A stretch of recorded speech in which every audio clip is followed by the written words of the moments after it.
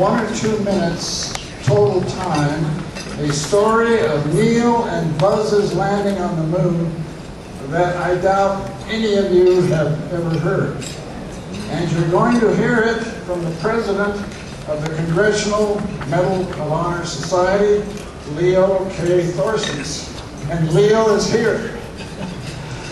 I'm not going to go into the tremendous background, but we're honored today to have one of America's superheroes here, and here's Leo. By the way, his story relates to the 6.5 years he spent in the Hanoi prisoner of war.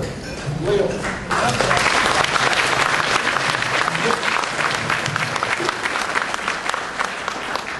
Bob and I only go back about 61 years. I'm older than, I hate to remember how long I've known anyone, but one of my great friends, and we served together and flew together 100 years ago.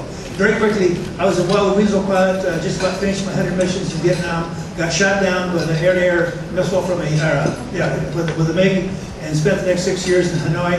And the first summary of those 6 years, 3 years were brutal, solitary, small cells, a lot of torture, can't talk to anybody, real bad life. Last 3 years were mostly boring, big cells, got to talk out loud, bricks came out of the windows, and much different. The last 3 years, because of pressures from our family, a lot of Americans who wore POW bracelets, and some of you did, some of you may still, the treatment got a lot better, and our wives were allowed, and families were allowed to send us a 6-line letter every 2 months. And also they were allowed to send us a 2-kilo package every 2 months, which found out that most of the things they thought we'd like, the camp authorities liked.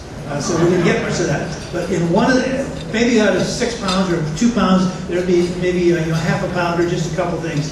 One day, I'm getting to the story now, one day somebody got a package, and if you lived in a cell with a bunch of people, and by now we did, anything you got, you shared with everybody else.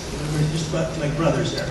And within this package, I should have brought one up there. On the table you have in front of you, you see those little sugar packages or sweet and low, and some years ago they used to put little sugar packages just like that.